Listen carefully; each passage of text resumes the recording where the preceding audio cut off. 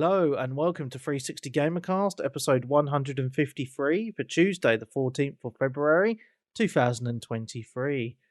Happy Valentine's Day, everybody. And it's also 15 years of 360 Gamercast. So joining me today is... It's Nick Fights. I forgot to say something, Saki. Yeah, and Sensei Switch. Oh, wow. I was waiting for you to do all your usual intro.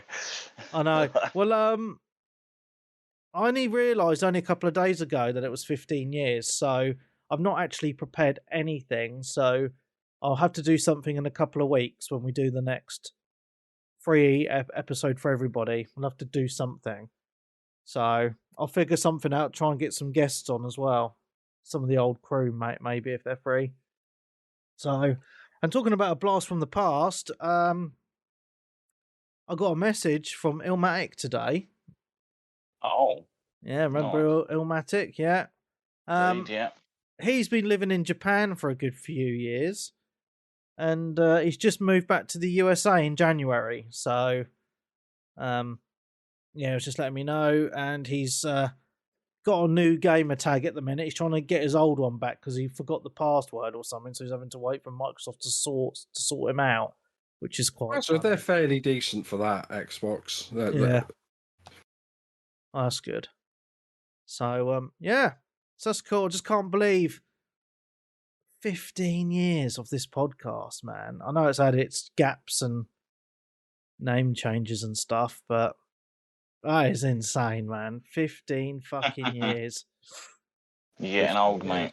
Oh, that's you are getting old. The podcast's been going as long as Sly was when he first started listening. Oh, man, that's crazy. Absolutely crazy. Someone else has had a birthday this week as well, haven't they? Have I? Yeah, you. I don't talk about my birthday. What, because you're 40? I'm not 40. I'm far off, are you? I'm not far off. Get in there. Yeah, very, very close. So, yeah, so I'm thinking in a couple of weeks, now it's in my mind about the show. I'm going to ask people to give us their favourite memories. I'll read them out. I'll try and think of some of my favourite bits and reminisce a little bit more than this week. I just, because I've had a lot going on in my personal life, I've not really been in the right frame of mind to be doing that sort of thing. You know what I mean? That's probably why I forgot about it, to be honest. So, yeah. So, yeah. So, just to keep everyone updated, actually, I don't think it's really that secretive. I was informed last week that I'm being made redundant. So, I'm currently looking for another. So, as you can imagine, I've been quite stressed out. Lots of things running through my mind. Got a family to support. So, obviously, trying to find another job has been kind of the top of my agenda, So, yeah, we'll see how that goes. So, yeah. Been trying to keep my mind off it by doing bits and pieces, but obviously, that's not easy to do. So, yeah. There's that. But I suppose the only good news this week is that Hogwarts Legacy came out on Tuesday for the early access, and Friday for everyone else. And it's fucking awesome. Have any of you guys been playing it at all? No. No. Oh my god. What did you get it on, Webby? Because I heard it's buggy and broken as hell on PC.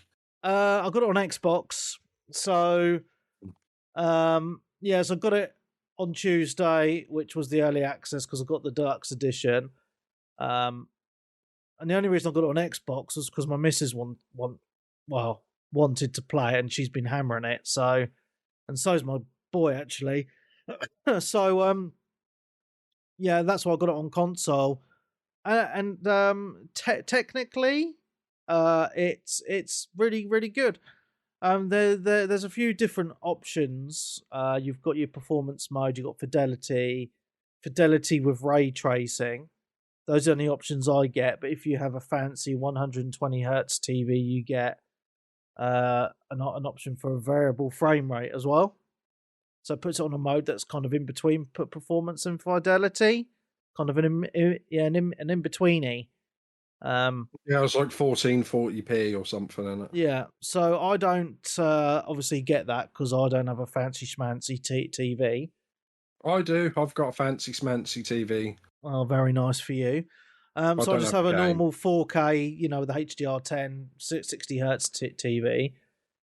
So yeah, I've tried the game on performance mode and fidelity with ray tracing. And I've actually kept it on fidelity with ray tracing now. So I was playing it on performance, but I found it just looked washed out. When I was out in the open world, it just looked very flat. There is a huge difference, especially in the open world, in the, like when you're up in the air on your broomstick, and then you can look at this vast open world, like just the amount of vegetation, trees, and all that. Just on performance mode, I just don't think it looks very good. So and it also runs at 1080p as well, which I don't think really downscales that well on a 4K, on a big 65-inch 4K TV. So I put it on fidelity of ray tracing. It took a little bit of getting used to with my eyes, just with the frame rate being lowered to 30. But I'm now used to it, and man, this week myself and my whole family have been hammering it like every morning since I got the game. My little boy's been waking up at like 6 a.m, and the first thing he says is, "Daddy, can I play that Harry Potter game?" And I'm like, "Oh," you know what I mean? I'm like, "It's so early, it's too early in the morning," but he's loving it. I'm loving it. My missus is loving it. I've played on my profile. I think when I saved it today, it was at about 15 or 16 hours. So that's not a bad playtime since Tuesday. My boys played it for about 12 hours, and he's only 5, but he's hammering it. My missus has done about 5 hours. So yeah, she's had the least amount of playtime. But so what houses has everybody gone in then? So I'm in Gryffindor, Marcus is in Gryffindor, and my wife is a Ravenclaw. Oh, she is a smart lady though. No, she's not. She married me, idiot. Good point. Yeah, just it's really cool. And the thing that I'm liking about it is it's not a Harry Potter game, because it's just a game set in the universe. So it's set in the 1800s, so over 100 years before the Harry Potter games. So it's basically you're a new student who started in the 5th year for reasons which get unveiled in the story, so I'm not going to spoil any of that at all. And it's set in Hogwarts and the surrounding areas. And I'm telling you what, I mean, I made myself watch all the movies a couple of weeks before the game release, just so I was a bit more into the universe, because I've never really been into Harry Potter before, you know what I mean? So have you watched the other ones, the Fantastic No, I haven't actually. No, I've not seen those. The first one's all right. Yeah. The next two are a bit yeah, that's fair enough. However, I do feel that even if you've never watched a Harry Potter film, never read a book, don't give a fuck about the universe, if you played this, you would come away thinking that's a really good game. Because it feels like I've seen some comparisons that are actually resonate with me, and the one that I feel resonates the most with me is that it feels like it's a little bit like Fable, because it's in this world and you can do all these missions. So you've got your main missions, but you've got shitloads of side missions. But every single side mission, it's not like, oh, go and fetch this and do, not like your fetch quests like in a normal RPG. It's not like that at all. Everything has dialogue. Everything has a reasoning behind it, which I absolutely love. So the way I've been playing it is I'm clearing every single side mission before I move on to the next main quest line story missions. And some of them are quite intricate, like because there's quite a lot to the game. So there's a lot of puzzles are dotted around the world and in Hogwarts itself. There's things to find.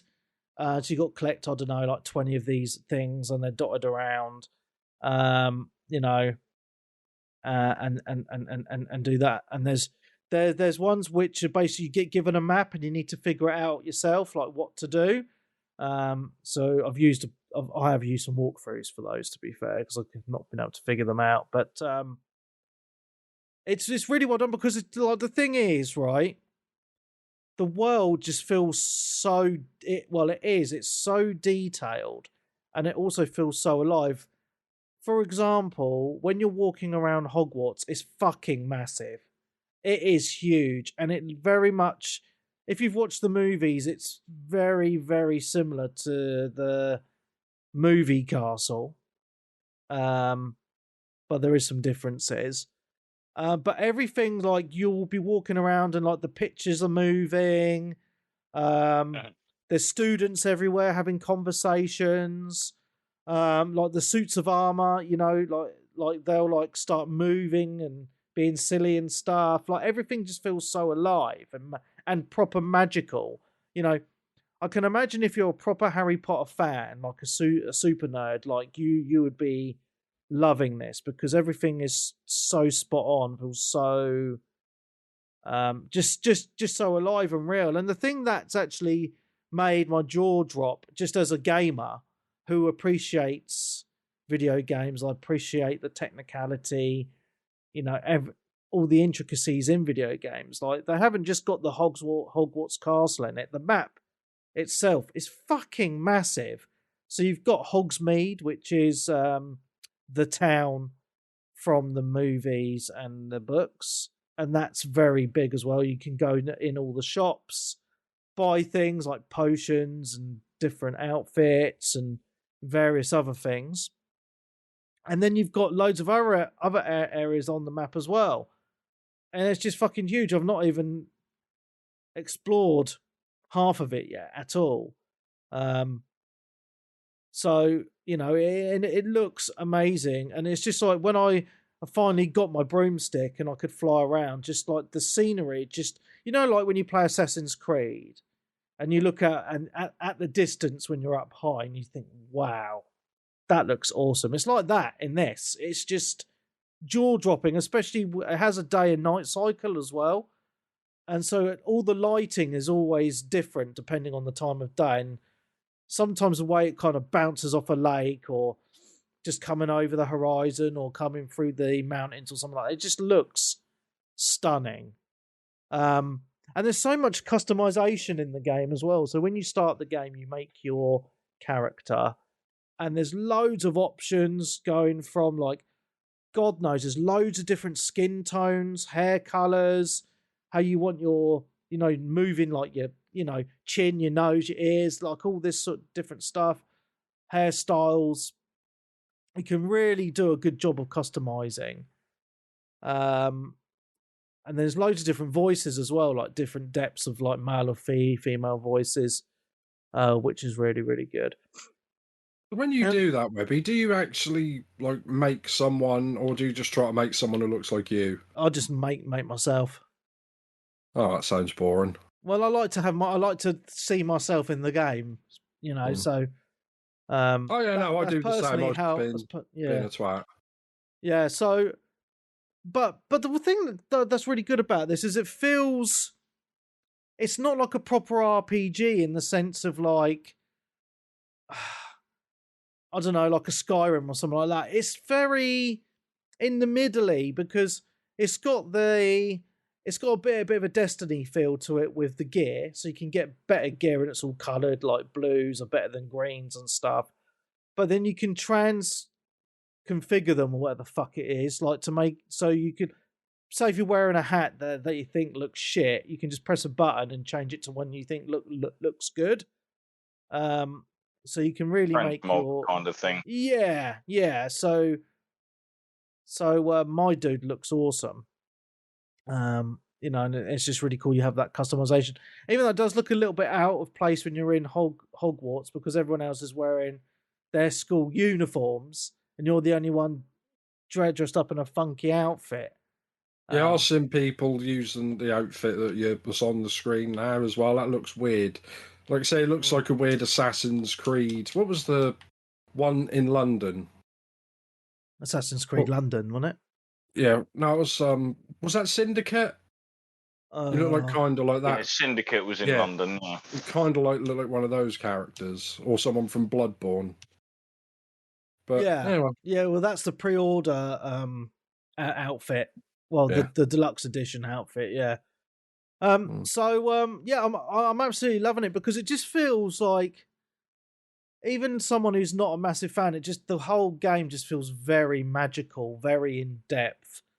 Like you really get invested in the storyline of what's going on, even like because there's like some really big side quests going on. Like there's interlocking is the wrong word. Like there's side missions with a very long storyline as well, which you don't have to do, but you want to do them because you want to know what's going to happen. You know, and that's just feels really good. Like everything's just fucking amazing, mate. It's just such a well done world where everything just feels alive, everything feels lived in, and it's just that attention to detail. I'm just staggered by it, man. I really am. It's a good looking game. I could see why they delayed the last gen versions because they just couldn't get that to run, have they? So I feel sorry because I think the next or the last gen versions when they come out in a couple of months, I just don't think they're going to look half as good. No, and I am, and that is a worry. I do have because I think it's coming to the Switch as well. Fuck, that's even worse. But I'm glad in a way. Why can't I think last gen because they've been making everything cross gen for what 2.5 years nearly now. Yeah. It's not really. There's not many games that have been truly next gen, have they? No. Whereas I do feel this is because you look at the Series X, which is the most powerful console, and it struggles at times. I mean, as I play it on the fidelity mode, and I can see the frame rate. It stutters at times in the castle when it's in like a heavy area with a lot of people and there's a lot of stuff going on. So I do wonder how they're gonna what it's gonna look and perform like on those last gen systems. It'll be very interesting to see. But yeah, I mean, it's kind of for me the reason I'm loving it so much is it's kind of come out of nowhere because, as I say, I wasn't really paying any attention to anything before release because I'm not a massive fan. But I just the few snippets I saw, it just looked really really good. Was this the first big game of the year? So I think so. Well, we've had Hi-Fi Rush as well. Yeah, but that wasn't like expected, was it? Yeah. No, this is probably the first massive game of the year, yeah, for sure. And I'll be very surprised if it isn't in a lot of people's top threes at the end of the year. It's just that much detail in it, so much good story. It's got so much stuff so. The only negative I have on it is the combat. It just feels a bit clunky because you got your different spells. So you hold down the right trigger and you can press one of the face buttons, A, B, X, Y, or whatever, for one of the 4 spells. But there's like 20 odd spells in the game. So you can unlock in your perks to like hold down the right trigger and press one of the D-pad buttons to change to another 4. Yeah, so you can have 16 spells, in your quick slots at once, but there's more than 16 spells in the game, so it's a bit of a slow burn to fucking, add different one, like taking some away, putting some other ones on there. And also when you're in combat, it just feels a bit fiddly, holding down the right trigger and then moving the D-pad to another, pressing the D-pad to load up some other spells and then pressing them. It's like, it's remembering where you've assigned all your spells to begin with. And then doing it as well. So it just feels a bit fiddly, the combat. But once you get it down, you do feel like a badass. But I'm playing it on easy because I just can't be asked with the stress of that combat being any more difficult, because it is very, very fiddly. But apart from that, like, some of the puzzles are really ingenious because you need to really remember what all your spells do. Like, I've been stuck on some puzzles and how to get to places for quite a while, and it's been something really simple, like you get something to stand on, but you can't jump up to the ledge. But I've forgotten I've got the levitation spell, so then I levitate the platform, so and then jump on it, and then I can reach up. So simple things like that, Yeah, I don't really know what else to say on it, really. I mean, as I mentioned, the combat. There is a lot of dimensions to this game. So a bit later on, you can collect. It turns into a bit like Pokemon, if you want. So you can capture different beasts, they call them in the game. So you can capture different beasts, and it's like this big bag. And then there's a room you can go to and let them out, and then you can feed them and stroke them, and then you can take like their fur off them or feathers or whatever, and then make potions. So there is quite a lot to the game. So you can brew your own potions, but you need to make sure you've got the materials. Grow different plants, and they do different things. Like there's like these little plants that go out and munch up the enemies. There's ones that scream at the enemies. There's all these, So you get old mandrakes. Yeah, the mandrakes. So you can grow the plants. You can brew potions, and they do different things like invisibility, making you a rock for a while, and some other various ones as well. So there is quite a lot of depth in the game as well. So, I mean, it all comes together so well. Like the exploration on it is probably my favorite part of it, to be honest, because there's just so much to see. Especially in the castle, I just love just walking around it, and then when I get out in the world, I just love getting on my broomstick and just flying around and just gawking at the scenery, going, "Wow, this looks amazing." Yeah, so a couple of stats about it as well. Before it even launched on Friday, so obviously there was a deluxe edition which gave you some early access. It was the most watched game on Twitch in history. It had like 1.2 million viewers. Broke Twitch's record for most viewers, which I thought was really, really well. One, I thought was awesome, and two, I did have a little chuckle because there has been a bit of a campaign on the social media from a certain community to try and boycott the game, which has massively failed. So it wasn't really boycott the game, it was to go to people's channels and harass them for playing a game because of reasons. Yeah, so I did actually see some stories come out of people being harassed, which... Yeah, I saw one of my mates got a little bit of grief, but everyone knew it could have been coming, so what can you do? Yeah. The Streisand effect, isn't it, really? Yeah. But, I mean, take away all of that, you know, and take away even Harry Potter from it. Just as a video game, the world is fucking so well done. It's, you know, really deserves the high review scores. There's just so much to do, so much to see. It's just, it feels dense. You know, there's just so much as you're walking around to see and do. Yeah, amazing game and so well done to the developers, because I don't actually know what else they've made, but it's fucking amazing. It's easily. I mean, I know it's only February, but it's 100% my game of the year so far, and I think it's going to take some beating, to be honest.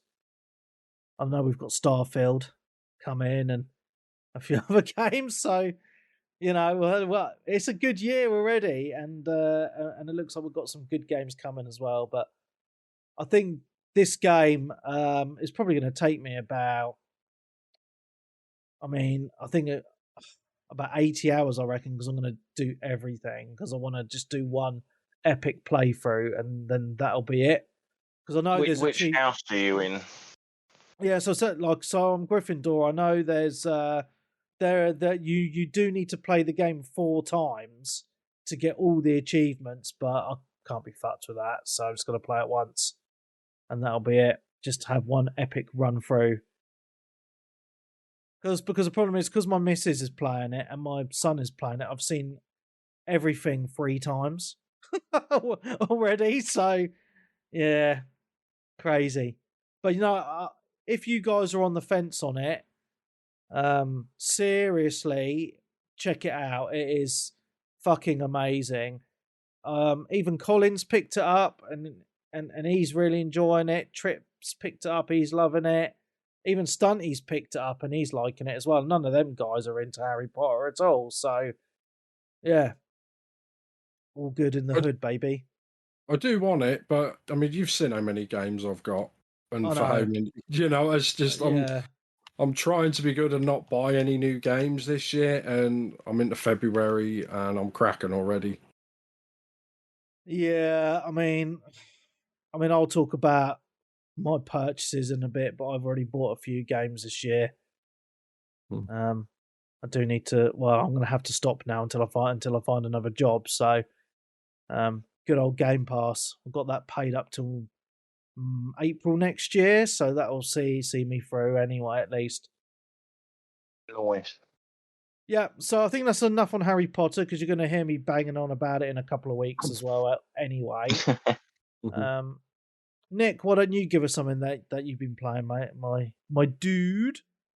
All right, well, I've finally finished Kingdom Hearts 2.5 HD remake or whatever that is, and yeah, I mean, it's what it is. I think it's still a really good game. The story is just gone. I've not got a clue about anything that's going on. I just enjoy it. You know, just enjoy the basic combat, the nice music and graphics, you know, the Disney Final Fantasy stuff. And I remember I did get a bit frustrated on like one of the final bosses towards the end of the game, Roxas, he's basically one of these cheap, you know, he could do like a one-hit kill type thing. So I was doing that. I was like, oh, getting a bit stressed out, and yeah, I finished the game. Sort of glad it's done, but also a bit weird because I thought, well, I played this in 2005, you know, and finished it, and I've played it again now, and I just thought maybe I shouldn't keep playing games I've already played, and maybe I should try to play and finish some of the new ones at some point. So that's what I've been trying to do, because I'm thinking, well, if I can complete games, then I feel better if I buy some new ones. Oh, 100%, mate. I think clearing that backlog can be quite important. Yeah, well, so in the backlog, I mean, there's a whole room in it. You said I did count. I've got about 800 physical games. So that's ridiculous. Why the hell do you fit all those things? I've got a whole room just for my games. Yeah, on 1, 2, 3, 4, 5 shelves and stuff like that. But that's across everything, you know, PS1 to 5 and all that sort of thing. But yeah, it is what it is. I think I've probably played half of them. I think at least. I don't know if Yeah. I've completed all of them, but majority of them. I mean, I'd like to complete them all, but that's probably never going to happen. Fair dues, mate. Yeah, so that's one game I finished this year, so that's quite good. Well done. Yeah, that's one game I applaud you. finished. Well done, mate. Next. Go on then, Darren. I obviously mentioned it to you chaps last week before we was doing the recording. I also finished a game recently. Ooh. The Callisto Protocol. Oh, well done for finishing it. Yeah. Oh. I was saying... I don't mean it in that kind of regards, but it's not really like a super challenging game per se. Left, right punch. Thankfully, that combat does kind of disappear a bit as you get further into the game, and you can generally use more weaponry. Right. Like ranged weaponry and stuff. But I still stand by the fact that for £30 or so, it's a great little game, but I don't know whether I'd say like the full price it. Yeah. Sort of a thing. Because even when I've been going back to watch the streams recently that have come out, or the coverage for the Dead Space remake, there seemed to be a lot more in that game than there was in the Callisto Protocol, which is obviously a game that's like 8+ years after the original came out. It's a poor man's Dead Space, then. I wouldn't say it was a poor man's Dead Space, because I like the way that the new Dead Space looks and plays, but I'm not going to pick it up because of reasons with the changes with the game and stuff. But yeah, this was pretty decent. The end boss was shit. As they are with most games. It's the typical thing of you're fighting an annoying boss who's a bit of a sponge, while you're constantly having other enemies throw themselves at you. Okay. It's like annoying because you have to be focused on the boss to dodge his attacks, or he'll just kill you in a couple of hits. And while you're doing all of that, you've got these stupid fucking idiots blowing themselves up near you and stuff. So in the end, after about 6 or 7 attempts, I just literally was like, right, I'll just get my machine gun out and I'll just sit there and like try and gun through it all, and that eventually worked. Fair enough then. But apart from the end boss, though, the rest of the game, I enjoyed it. Well, like I said, for the right price, I'd say it's good. Okay. Graphically, it's really nice. Yeah, it does look. I've always heard people say that the one of the best things about it is how it looks. Yeah. I did start a second playthrough because I missed out on a few achievos. Oh, right. Okay. And I think I looked up where something was that I'd missed. And was like, where's that? And it was quite early in the game, so I was like, right, I'll start and just go through that again. So I got another 150 achievement points or something off it. Ooh, is it good on Achievos? Peeps is listening intently at the moment. Yeah, you can get about 900. I think up to the point you can get about 920 without playing the game on Smash Your Face into Artex difficulty. Oh, right, wow. If you really want. I'll wait for a sale probably around Christmas. It'll probably be on Game Pass at some point, I'd imagine. That'd be nice. We'd get more people to play it. Okay, so I just need to. I just need to mention something. I've had 2 people in the chat on Twitch ask me what the fuck I'm wearing. Okay, so I need to put this out there. I'm wearing an Oodie. If you don't know what an Oodie is, go to the website. I'm not being paid for this or anything.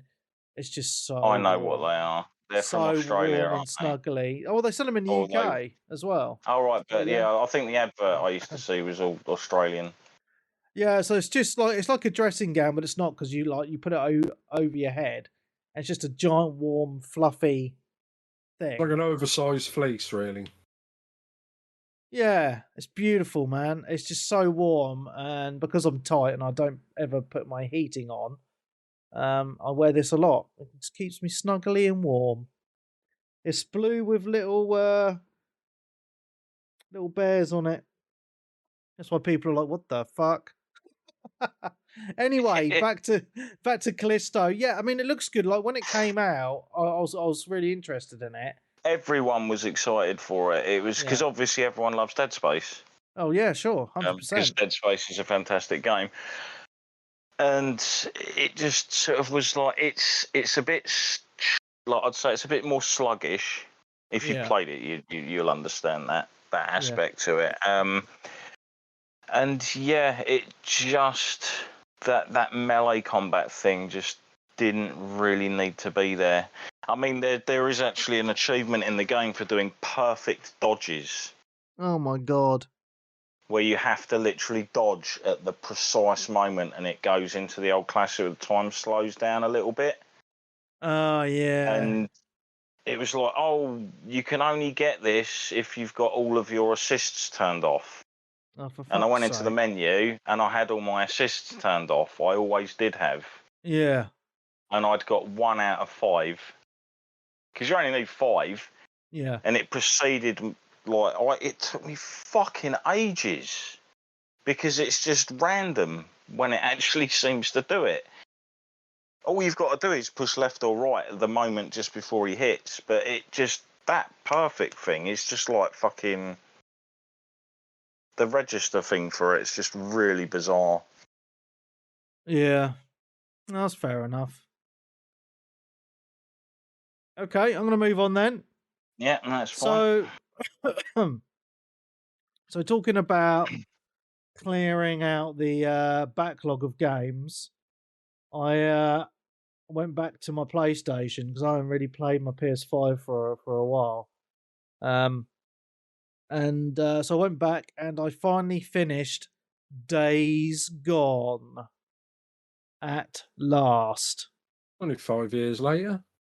I couldn't believe how long it came out, because I remember when it came out, I played it quite a bit. And then I just kind of fell off because there's a bit in the middle where it just kind of just gets very repetitive, like same thing over and over again. And I was just like, oh, so I stopped playing it, and that was years ago. And then I've always wanted to go back to it because I don't know, it's just one of those games I thought, oh, I want to go back to it. So anyway, I went back to it, and oh my god, this is probably the longest game ever. It got a PS5 free upgrade patch thing as well, didn't it? Yeah, and it's on the PS Plus as well, so if you don't even have to buy it, it's on that PS Plus premium thingy. So I really enjoyed it. Actually, the world itself is fucking massive. Graphically, even now, it looks stunning. And I know it's had an update because it released on PC a year or two ago as well. It's had a PS5 update and obviously an update for the PC version. But the one thing I will say about it that's negative is I wish there was an option where you could just mainline the story, because like there's certain points where it feels like the next main mission doesn't unlock until you've done a load of these side type missions, and they're just a bit repetitive. I'll go to a camp, kill all the dudes, save someone, and it's just kind of rinse and repeat, which is a bit frustrating. But the main storyline itself is really, really good. But I got to a point where I thought I was getting towards the end of the game, and then it opened up a whole fucking massive section of the map. I was like, oh. And that took absolutely ages, so I was hammering it the last couple of weeks just to try and get it finished. And I'm glad I did, because the ending was really good. Lots of surprises happen which you don't expect. So yeah, I mean, I did enjoy it, but the only negatives, as I say, it's quite, there's a whole lull in the middle of the game which gets a bit boring, and the whole running out of petrol on your motorbike gets a bit annoying as well. Oh, and clearing the hordes is fucking annoying too. But apart from that, it's a great game. All right, weren't they? Yeah, the nests aren't that hard. But there's parts of the game where you have to clear hordes. Oh my god, it's redonkulous. But no, I'm glad I've done it because it's a really good game. So apart from those moans, and I did actually pick up a new PS5 game as well. So thanks to Stunty for this tip. I picked up God of War Ragnarok. Tesco's had them on sale for £31.50. So picked up a copy. I think they had Gran Turismo 7. I think their Tesco's, like Sainsbury's, are now getting rid of all their physical media, games, movies, and stuff like that. Yeah, because they're not big sellers now, are they? So I thought £31.50 for God of War Ragnarok was pretty good. So yeah, definitely. Yeah, because funnily enough, the day before that, I was looking on Facebook and people were selling that off for about 38. And then, funnily enough, that morning I did say to Peebs before I knew about it, "Oh look, I can get a code for £36. Do you want to go halvesies because we game share?" And he was arming and ahhing, and then I found out about this physical. I was like, "I'll just get that, and then once I complete it, I can fucking sell it." So I've not started it yet. Yeah. Sell it to Peebs. Sell it to Peebs. Yeah. But yeah, I've not started it yet. I've installed it, and the installation, bear in mind this is on disc. The installation took over 40 minutes. I couldn't believe it. Is that it? That's ages. I've had installations on the Xbox take 3 fucking hours. That's insane, man. Like I'd have thought from a disc, it wouldn't be very long. So I was very surprised actually that it took that long to install. Yeah. But yeah, there's that. And anyway, I finished Days Gone. I've got God of War. The PlayStation's being used, so the PlayStation fanboys will be happy. Next. Yeah, so I've been playing God of War Ragnarok as well. Nice transition. Oh, you've actually been playing it, have you? Yeah. Nice. That is next on my list as well. I didn't plan that, but yeah, I'm about 25 hours in. Ragnarok still hasn't happened, so I don't know. I spoke to my mate Liquid, who he said, I completed it in about 22, 24 hours. I thought, well, I've done that now, and I'm not even halfway through the game, apparently. Oh, he must have just mainlined it then. I think he did. I'm trying to do that, but I suck at video games. But, I mean, I enjoyed it. I mean, I don't know for spoilers, but you get to play as his boy in this one as well. So it sort of goes between the two. And just, like I said, I really like this one better than the first one. Right. But I'm like, come on, let's get on with it now. Because it's about 20 hours in, and they're still giving me tutorial. They're just giving me another weapon for Kratos, like a spear, which, you know, I could use just like attack people. But then you can also like throw it in holes in the wall, and then use it to swing over to other areas. Because that's kind of annoying. It's like some areas you go past them, he's like, oh, there's a chest over there. I want it, and the little guy with the head who's just on your belt, oh, we can't get there yet, Kratos, come back later. I was like, I am never coming back to this area. I just want to get through the game, you know. But yeah, enjoying it. It looks really good. I mean, I was having a problem with the PS5 in general, but this game where it just looked dark and crap, and basically because for some reason when I set up my PS5 for the first time and played this, I didn't have HDR turned on my TV. Individual, you have to turn each individual HDMI on. Yep. And I had my Switch plugged into one of them, and for some reason it wasn't. So whether or not that turned it off or something, So, and I kept changing the HDR settings on the PlayStation, and it just wouldn't work. But then I realised in God of War, there's another thing where you can change your HDR settings and turn the brightness and everything up. Yeah. So I've done that, and now the game looks stunning.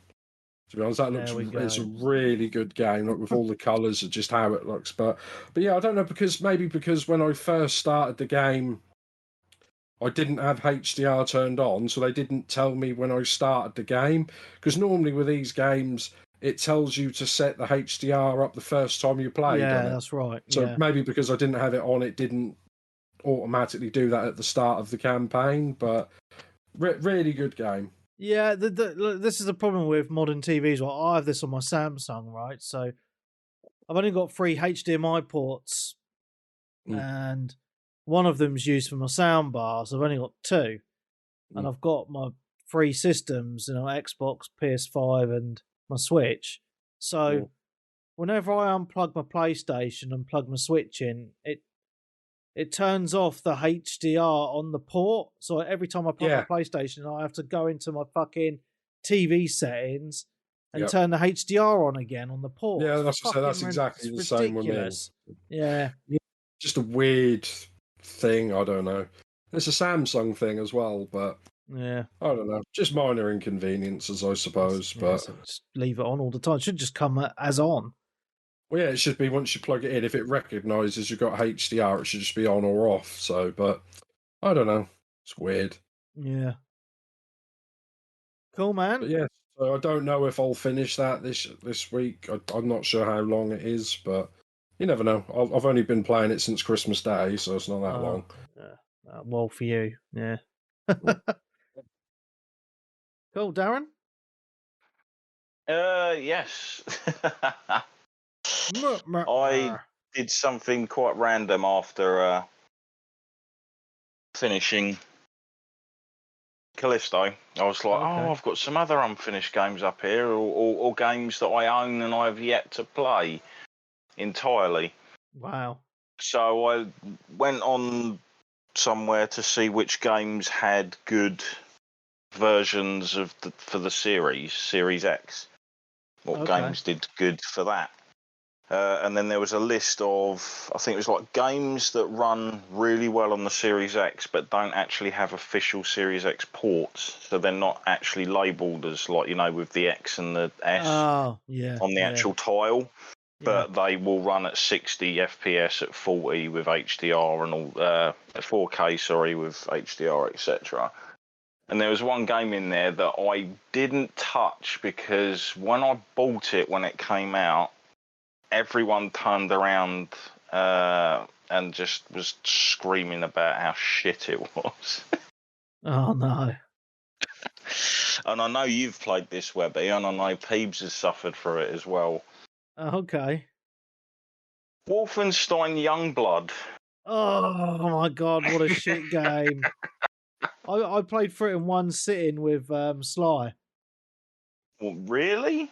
Yeah. You just hammered through it, did you? Yeah. Well, hammered because it's all in co-op. Yeah. Yeah. I know you've got the co-op stuff, but yeah, this game runs 60, 4K 60 and everything, even though it doesn't actually tell you. I don't even think it's got a mode in the game for you to toggle. Yeah. It's just on there for the default. And obviously, everyone moaned about this game, whether it was like the weird, stupid dialogue between the sisters or the weird sort of It was almost like when they made this game, you had someone going, yeah, and then we'll add that in, and then we'll change that, and we can do this, and then we can do that, and none of it fucking works properly. Yeah.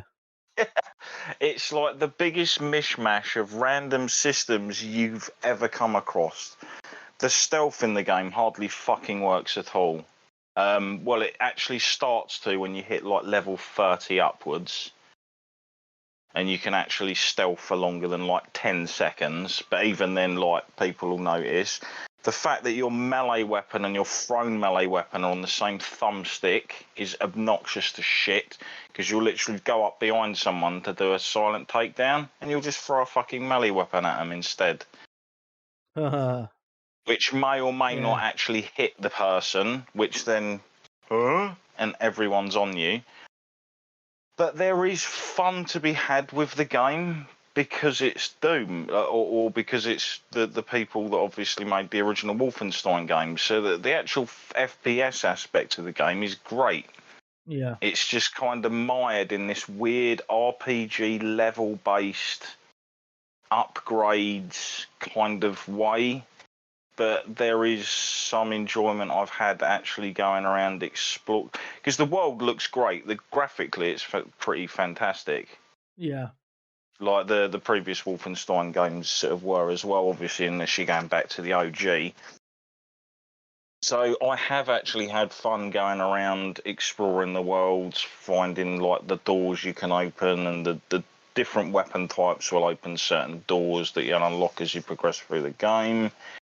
You've got your suit that you can level up with powers and stuff. Obviously stop yourself getting knocked over by explosions, being able to pick up heavy weapons, being able to store heavy weapons. You can put attachments on your guns with all the money you find everywhere. Yeah. It's weird, isn't it? War broke out and everyone just left their money laying around. It's all over the place. It's like, oh, look, there's a load of coins over by that phone. There's some food and coins on the tables of the restaurant over there, and etc., etc. But yeah, it's kind of shit, but I am actually having fun with it. And it's got just enough of that little bit of... Because your guns get more powerful the more kills you get. It almost reminds me of, like, you know, when you play COD and you'll unlock things for your weapon after you get so many kills with it, etc. Yeah, I know what you mean. So you can modify some of your guns to use, like, turned it into a rail gun instead of like a standard gun, or one that fires like hot nails at the enemies, which is fine, I guess, but it kind of means that your shots they take longer to hit the target. Yeah. So you have to sort of adjust your firing for that. Yeah, it's chucking out Chivos reasonably okay as well, I guess. So it's not too bad on that side. That's probably why Peeps played it. Yeah. Just to get a few of the achievements up there. But yeah, it's kind of weird because you'll know this as well. When you actually go to do like the boss sort of levels, yeah, I know what you mean. They're called like Brother 1, Brother 2, and Brother 3. They're done like raids. They're done like a raid, aren't they? They're tough as well. Yeah, you work your way through these different floors, and you get like a bonus for getting through the whole thing without getting or setting off alarms. Yeah. And all that kind of stuff. But then afterwards, you can revisit them again for missions, secondary missions that give you more upgrade points and stuff. Yeah.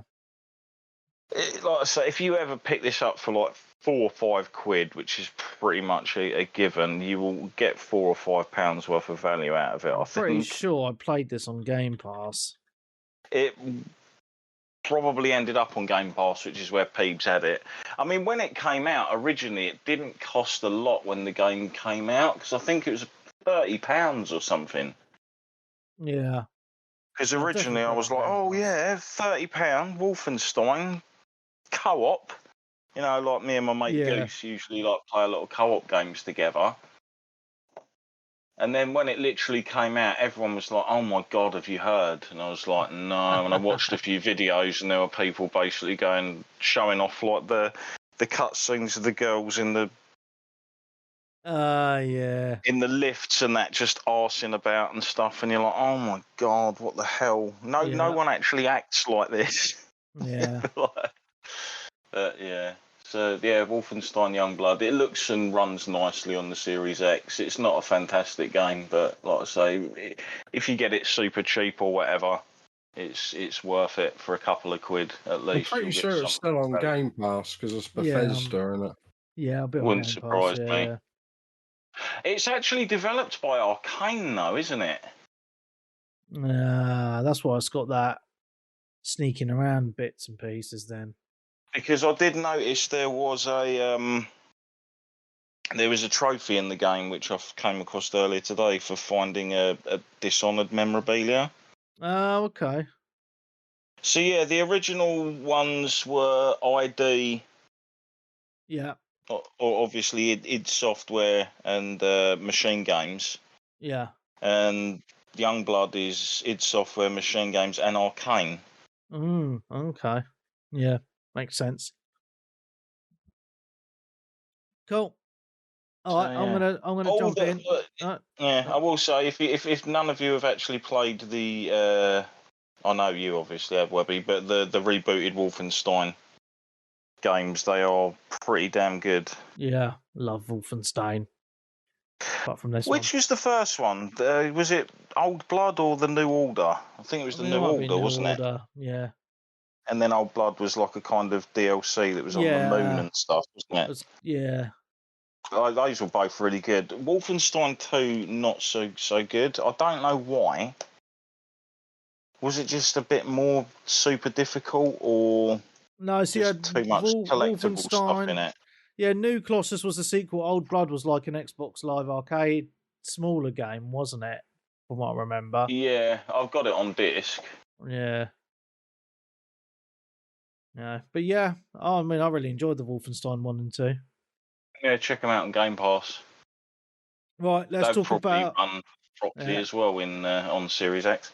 Yeah. Okay, let's talk about the a game that's caused a little bit of controversy. Hogwarts. No, we've already talked about that. Goldeneye. What's the controversy behind Goldeneye then? It's fucking shit. A lot of people saying it's shit, which it isn't. But okay, so I've got a couple of things to say about this. I mean, I loved Goldeneye on the N64 back in the day, and I've got a lot of good memories of it, which is why I was really excited to hear that the game was coming to Series X and the Nintendo Switch. However, the Nintendo Switch is the only version that has online multiplayer, whereas the Xbox version only has local multiplayer. I've been playing through the campaign, and they've done a good job on the Xbox with the controls, and it actually makes you remember as well, because you kind of forget like how difficult sometimes these older games are, because you get given missions to do stuff, but there's no mini map or anything telling you where to go. You just gotta explore the levels and find the fucking things, right? So there's a lot of that in GoldenEye. But yeah, it just looks like and all they've done on this version is up-res it and make it widescreen, so it still looks like a fucking cardboard cutout that though, you know, that the N64 games look like, yeah. However, so GoldenEye come out, looked great, and all that stuff, yeah. Cool beans, yeah. Happy with that. However, there was something else that happened this week. If you guys don't know, there is a Xbox 360 emulator available for PC. And this emulator you can now download onto your Xbox Series S and X, which means you can play any Xbox 360 ROM on an Xbox Series X or S. So all those 360 games that aren't officially, or which don't work on the backwards compatible list, now work via this emulator. And you know what ROM's available online? The unreleased Xbox 360 version of GoldenEye, which was completed by Rare but never released because of licensing issues, but a copy found its way onto the internet. So I've been playing that this week as well. And what's really interesting about this is it looks so much better than that fucking remaster they just put out on the Series X. So basically what Rare did is they remade the original GoldenEye for the Xbox, but because of Nintendo mainly, and I think some licensing with MGM, they couldn't release it. But yeah, it did sneak online, so I've been playing it, And it's very. And do you remember the Halo Master Chief Collection? It reminds me of that because basically you can switch between the old and new graphics, but with the press of a button. So you've got. Really you mean the Halo Anniversary? Yeah. When they did the Halo Anniversary, yeah. So so like that, you can press a button and switch between the old and new graphics, which really makes you appreciate all the work that they put into it. And it looks amazing. I've got a couple of videos of the gameplay I did put onto the 360 Gamercast YouTube channel, so you can check that out. And it's just a shame that version never came out because it looks so much better. Obviously, it's just nice to have Goldeneye out officially on the Xbox is what we've been playing. But yeah, as I say, it's just a shame that this version never actually come out. But it's really easy to get running. There's some easy guides online. It would probably take about 10 minutes to get it up and running if you really wanted to do it. You don't even need an Xbox. You could do it on your PC as well if you wanted to. So, yeah, it's just really interesting that the consoles are quite open in that aspect now because you can get RetroArch running on your Xbox Series S or X as well. So you could play anything, NES, Super NES, Mega Drive, Dreamcast games and everything on your Xbox. And now you can run Xbox 360 games on your Xbox, including unreleased games like this GoldenEye version, which is awesome. So I've had a lot of fun playing that. It's just cool that there is a way, even though it's not legal, there's just a way to enjoy it, an unreleased full game. Yeah. So yeah, I really enjoyed that this week. If you want to know if you want to do it yourself, look up Xenia, Xenia. That's the name of the software. And there is a video on our Discord on where to go as well for instructions. I'll take it you can't earn achievements off that version. No, because it never officially came out. Yeah. So, yeah, man, it's awesome. So why are people saying it's poo? Because it was the first console first-person shooter, basically outside Doom. It's just a shoddy port. It's not a remaster port, or they've just done a really half-assed job. Yeah. And they don't know why, considering this HD port was available and Switch could run that easily, couldn't it, Webby? Oh, piece of piss, yeah. Why they couldn't just come to an agreement to have that version rather than this. I mean, this one, it's an old N64 game from what, 1998? Seven it came out. I thought it was 98. Oh, yeah, sorry, it was 2 years after the film. But, it still only runs at like 30 frames per second. I mean, the original went down to about 11, 12 frames a second at times. But, yeah, it's just for how long they were waiting, and it's coming out, it's not coming out, and then they announced it was definitely coming out last year, and then they brought it out, the end of January? Yeah. And it's just not that good. I mean, I'm enjoying it. It's just a bit of nostalgia for me, but after playing this Xbox 360 remake, it's really hard playing the up-res N64 version that they've officially put out. I'm mainly only playing that now for the Chivos because I like to do my daily, just get one Chivo a day for me Bing points. So that's kind of like I've been doing one level per day because you get an achievement per level. So that's the only reason why I've been doing it. But this other version is vastly superior. Yeah, plus they've got the Switch version, Webby. It works with the N64 Switch controller, but for some reason, it doesn't have dual analog control, even on a Pro controller. Really? It doesn't have. It's just you have to use like the face buttons to move, like you did on the N64 controller. Really? That's fucking stupid. Yeah, it's weird how, like I say, multiplayer's on the Switch, but it's better on looks. It's HD on the Xbox, even though I don't care. The Switch could run the Xbox version, couldn't it? Oh yeah, easy. There's no reason why it couldn't. It's just a weird thing what they did. I mean, I'm going to talk about. That's what I've got next to talk about on my games. I've been playing it. Let me just mention this as well. Is the other thing we'll say about Goldeneye coming out on the Xbox and the Nintendo Switch is they've made it so difficult for people to actually play it because you've got to have Game Pass or the digital copy of Rare Replay on the Xbox, the physical which I've version. got. Or on the Nintendo Switch, the only way you can play it is if you've got Nintendo Switch Online and the what's it called, the Premium Pass thing. Yeah, it's called Plus. What was it, Nintendo Online Plus Expansion Pass thing? Yeah. So that you can't actually just buy the game. No. Which is a bit shit. Yeah.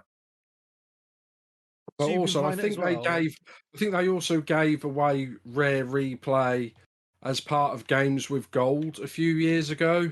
Oh, okay. And it's not on that version either. It has to be a bought version, not the Games of Gold free version. Really? Yeah. Oh, for fuck's sake. That's redonkulous. Yeah, it's just like, there's a game come out, I want to play it, it's 25 years old, and yet you have to jump through all these stupid hoops to get it. Yeah. And you're better off with the original, probably. Wow. Cool. Well, that's Goldeneye out of the way anyway. Lols. Who was it next? Nick? Yeah, I mean, I did said I was playing Goldeneye. That was my next game to talk about. You keep talking about the games I want to talk about. I mean, I like I said, we talked about it mostly. That's the only N64 game I've actually got in my collection because I got the bundle with Goldeneye and the Golden Gun. The golden controller. Yeah. And yeah, I've still never beat the game. I'm stuck on level 3. I can't get past it. Fucking Noobenstein. You fucking right, I am, mate. I can't. I need waypoints, Webby.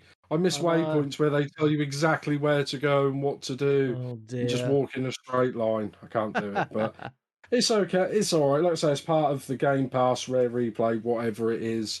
But that's what happens with a lot of these old games. I play them for an hour. I get my nostalgia trip, and then I realise, these games are old and haven't aged very well at all. But yeah, it's still okay. But yeah. You played anything else? Anyway, we'll let Switch go next because he's. Darren. I've only got one more game.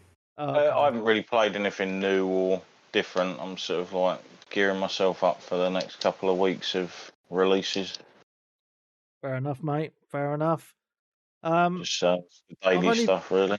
I've only been playing bits and bobs, so played some Call of Duty, DMZ, just waiting for the new season. Played some Battlefield 2042 with Peebs and Gavlar. All they both did was moan about it because they were fucking shit and kept on dying where I was poning noobs. So that was fun. I really like Battlefield 2042. They've really improved it. So it's just a shame that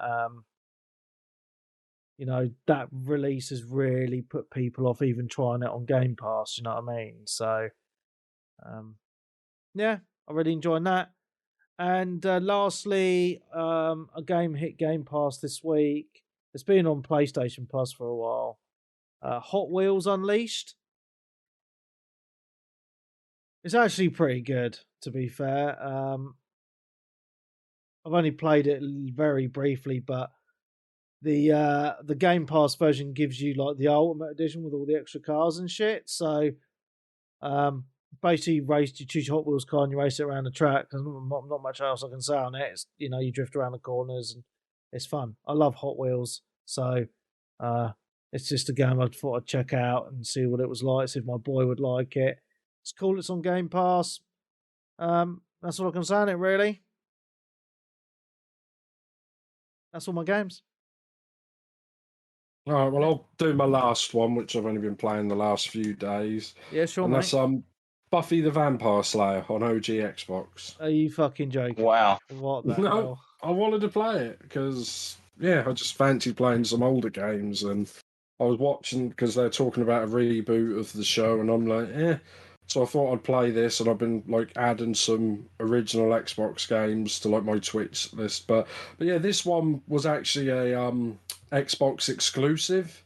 Oh, really? It's only on it. Yeah, the first one is only on Xbox, and then they brought out another one, like the next one called Chaos Bleeds, and that was on like PS2, Xbox, and GameCube, I think. But the first one was just Xbox, and it's still not been released on anything else. But I mean, it's quite good actually. It's got a lot of the music, and work this out.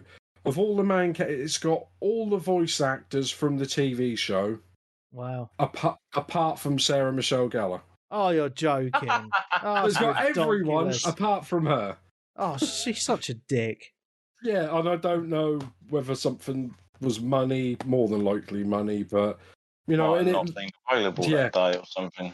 Yeah, well, I don't know if they did it all in one day. They could do, because it's a bit kind of wooden, because voice acting wasn't the best back then, but I mean, it's a basic game, really, like a third person running around shooting. It kind of reminds me of like Eternal Darkness with a bit of Tomb Raider, and it's very basic. You've got punch, kick, and then you press like Y, which will like try to stab them in the heart. But it's quite clever because obviously you beat the zombies up so they got low health, and then you can like stab them, and like obviously dust them and things like that. And I thought it was quite fun. I mean, it's got a weird Easter egg which I thought was hilarious.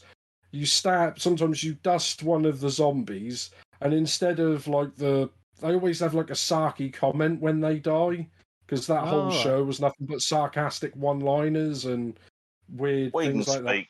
Yeah, pretty much. It's what infected the MCU eventually. Yeah, stuff like that. But for some reason, they've got an Easter egg, whereas every so often you dust a vampire, and you hear Homer Simpson say "Don't."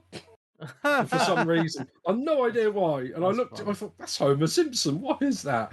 And yeah, it's very basic, like puzzles, like you like press this lever, go here, pick up this key, go there. And some of the areas are from the movies as well, and even though they're low res and not very good graphics, they do look like the TV show. They've set it out, at the library and the school. I've just been to Angel's Mansion as well, and that looks very similar, layout to things like that. It's just I just wanted to switch your brain off game, and it's I think this only about 7 or 8 hours long, the campaign. But it's probably all you need, really. But but this works on original Xbox and 360. You can't play it on Xbox One or anything like that. It didn't get, they couldn't get the license. Yeah, well, that's because that's what it all comes down to. I mean, if they wanted to, Xbox could flip a switch and all these games would just play, wouldn't they? But it's all licensing. Who wants what part of the money if they're allowed to do it? Because I think this is Fox and EA who published this, or Fox Interactive and EA. So it's weird, and obviously Fox is owned by Disney, EA is owned by the devil or whatever. So you were playing this on your OG Xbox then? I'm a 360 because it was back compatible on 360. Because there's a few games that I want to play that are on that, but.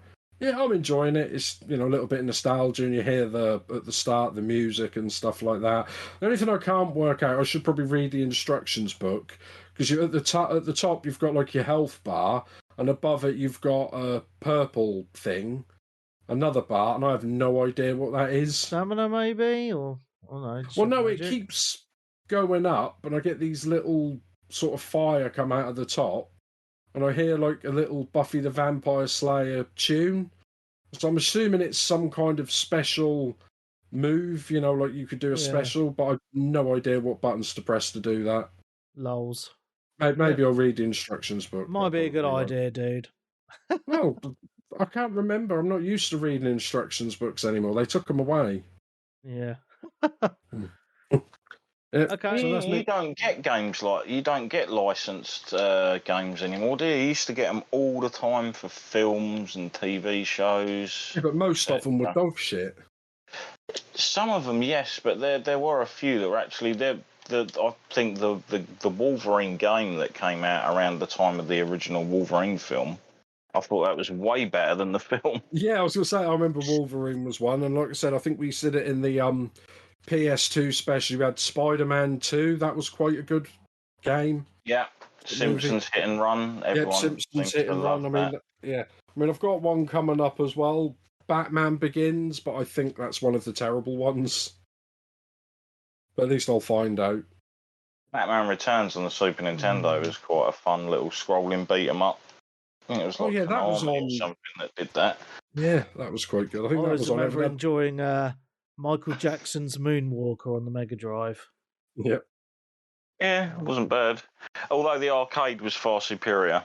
Ah, okay. Usually, I think the arcade was 4-player. Oh, nice. I'm reading the instructions book. Oh, there's a block. I didn't know there was a block. What, in Buffy? Yeah, I really should have read this. Yeah, but like I said, they expected you to read the instructions book, so they don't just tell you everything in game. If you see what I mean. You used to though on the way home on the bus home from the shops. Exactly. So that's and read the instructions. Yeah, Slayer moves. Right. Anyway, let's move on. News-wise, I don't have a lot of news. I know Nintendo did a show this week. I didn't watch it because I wasn't interested. So, if one of you two watched it, that would be helpful. If not, yeah, they announced a few things, didn't they? Nothing I can actually remember, but they did it's good, but they upset a few. They did a Metroid Prime remaster, and then stealth launched it on the store, which has annoyed a few people because they've been talking for years that because they remastered the trilogy of the GameCube like on the Wii. Right. So you had all 3 games, but they've only released the first one. And they have made it a little bit more HD, but it was like 35 quid as well. Wow.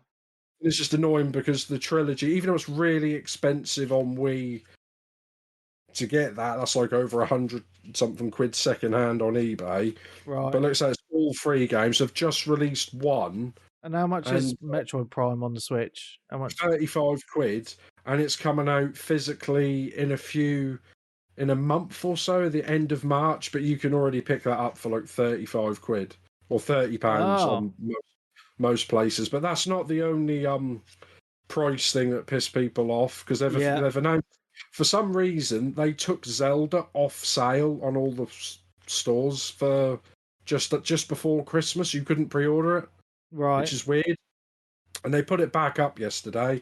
They're now charging 70 quid for it. Rip off. Yeah, what, for the original Zelda or the newest one? For the newest one, that's now going to be 70 quid and $70. And they're saying because, well, I know what it is, because PlayStation 5 did it and got away with it. I think Xbox has said they're going to in the future. They are doing it. Yeah, but they said that 6 months ago, and they haven't actually released an exclusive game yet, so it's kind of difficult to release a game. I think the first one is Redfall. Yeah, I think that's going to be... But if you go on the internet, you can get it for 50-something quid, 52 quid physically. Yeah. Or you can get it digitally for 70, or just get Game Pass. The problem with Nintendo games are they don't drop in price. No, they never go and sell. I did laugh because I did see the post on Twitter. Someone was like, "Oh, so the new Zelda's going to be $70, eh? I might just wait 6 months for a sale." And then there was a picture of someone with a snarky face saying, "Does he know?" As if to say, I think you do know that you never see a Nintendo game on sale. Yeah, but normally Nintendo games are 50 quid, aren't they? For to jump from 50 to 70, that's a weird jump. I mean, the most you ever see the games from 50 is down to 35 digitally, and sometimes on Amazon they'll have them for like 36. You know, like the first party games, you can get some of the third party games. They tend to go relatively cheap, but like I say, if you want to go out and buy Mario Kart, it's still 50 quid. Yeah. And even the first Breath of the Wild. I think The problem with the Switch is, I think it's a great handheld. It's very dated now. It's very underpowered, and you just got. I personally think the games are too expensive for what they are. I mean, I'm quite lucky. I've got 2 Switches, and one of them I can get all my games for free. But yeah, so I just think they're too. I mean, I've always thought that they were too much anyway, like 50 quid, especially like Mario Kart as an example, which is fucking. It's a Wii U game. That's all. It's an up-res from the Wii U game, yeah, and they're still charging full price for it all these years later. I do think that the Switch has probably only got a year or 2 left in its lifespan before they release a new one. It does feel like it's on its way out, to be honest. Because just because it's so underpowered, and I just don't know who's buying all these games for all this for the prices that they're selling them at. Yeah, well, I think the console's been 280 quid, and then 300 and something for the OLED model for 5 years. It's never had a price decrease. The fucking Xbox Series S is cheaper than the Switch. Yeah. You just got to compare the two, and then you look at the Steam Deck, 3 times as powerful and roughly the same fucking price. So I mean, the new Zelda. I'll play it. I mean, I'm fucking paying for it. I'm still only about 5 hours into the first game, and I've had that since 2017. Fucking hell, dude. I only play it on Christmas Day. It makes a lot, it's difficult. It's my Christmas Day game. Because I get drunk and think, I'm going to play that Zelda, and then I play it, and then I get lost, and then I don't play it again until next Christmas. Wow. Yeah, so that annoyed me because, when Sony first said that they were putting their games at 70 quid, I knew that the other companies would follow suit. Because it is like a standard, isn't it, across the industry, the price of games. Yeah. So, well, I think one of the reasons they were talking about online is because this is a big Zelda game, like size-wise, that they're putting it on a bigger size cart as well. So they're just passing. Yeah, but so obviously that probably costs them maybe 10p more to have a bigger size cartridge, because obviously they buy these in bulk, don't they? Yeah.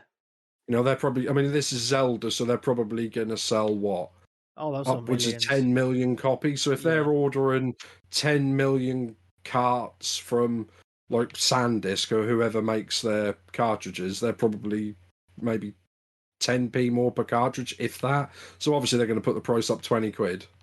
And then it'll be more expensive to buy it digital anyway. Yeah, I think it's 70 quid digital as well. I reckon you'll be able to find it for 60 quid for the physical. Oh, if you look online, like Games Collection, they're already got it for pre-order for 50 still. Well, there you go then. But, just don't do it very often, do they? No, that's that's the annoying thing about gaming at the minute as well. I'm finding is because I bought that Stranger Paradise. I paid like 20 quid for it, and it's still 50 60 quid on the digital. Shop 2, I've got Zelda Tears of the Kingdom at 50 quid as well. So I'll just buy it physical. I wouldn't buy the digital version for 70. No. 20 quid cheaper to buy the fucking cartridge. Yeah, and then you could always sell it, and because Nintendo games hold their value, you'd probably sell it for £45 second hand anyway. Yeah. So I sold off a load of my Switch games last year, and I got good money for them. So yeah, but how are you ever going to play those games again, Webby? It's not like you can play any game you want. Oh no, yeah, difficult, eh? Lols. That's all the news I got. I literally could not find anything else. I don't know if you guys had any news. There was a little thing the other day. Vampire Survivors did a stealth update. which added a few new achievements and a new map to the game, apparently. Okay. It was pretty cool. I haven't logged in or had a look yet, but yeah. I think that was like Friday that happened. Oh, nice. I did see there was a little update, and Bob's your uncle. Yeah, there is new achievements there. Nice. So everyone who's got 100%ed it has got an excuse to go back again. I think, yeah, nice. So just going back to Hogwarts very briefly, I know we mentioned it breaking records on Twitch, which was big news. But the reviews have been really positive as well. It's got an 85 for the PlayStation version out of 100 and a 90 out of 100 for the Xbox version, which is really, really good. Yeah, did you hear a lot of I suppose the word would be woke reviewers have refused to talk about it, refused to review it, and someone was it Wired.com or whatever? They gave it a 1 out of 10, and it the whole review was nothing about the game, just how much he's offended and all the struggles he had with being transgender. And I'm there might be a they them, mate. You can't be misgendering them. What did I say? Him. I think it was actually a lady, to be honest, but I couldn't quite tell. But that's much better. No, but yeah, it was quite interesting seeing the reviews coming out, because I was expecting like the likes of IGN, because they're quite I thought they would. Yeah, if you follow their socials, they're quite what's the word? I don't like to use the word woke. I'd like to say they like to do their politics. best to not upset anyone. Yeah. However, they gave it a 9 out of 10. But then they did put out a statement. Yeah, saying I did read the thing about we decided to judge this on the game and not judge it on the politics, and I was like, so what you should do with every fucking game, basically. Well, this is the thing, right? And this whole thing about it is just made me laugh, because like the Wired one, as you said, like I read it and I was just like, this person, as I say, has not said anything about the game at all, just about how J.K. Rowling's transphobic and how no one should fucking play the game. And I was thinking, yeah, that reminds. I can't remember who it was. It might have been IGN or Games, but when they reviewed the PS5 and they kept going on about Donald Trump, I was like, what's he got to do with PS5? Oh, and this is the thing, like, and what makes me laugh about this whole thing is people are quite happy to try to tell people to boycott a game because of trans rights and all that, whilst they're using their fucking iPhone, wherein all the parts were mined by slaves. Yeah, literal slaves mining the parts for your fucking tech, but you don't give a fuck about that. I was just like, oh my goodness, seriously. So it's just been interesting because I've never seen anything like this with any other video game before. Like the amount of screeching and rage on the social media about a fucking game, and it's just crazy. Like, you know, as we mentioned earlier on the show, people going on to Twitch streams and fucking being really nasty. Yeah, I saw someone went after one of my mates. I mean, he's very small Twitch streamer like me, and started going in and calling him all things and saying he should die and all stuff like that. And I'm like, oh, so you're upset? But we're the good guys. Yeah. so someone upset you on Twitter, so you're going to go and upset other people for no reason, and they don't know. And it's just like, if anything, I think it's actually backfired and made the game more popular. It has, big time. Yeah, but it has big time. Nobody likes being told what to do.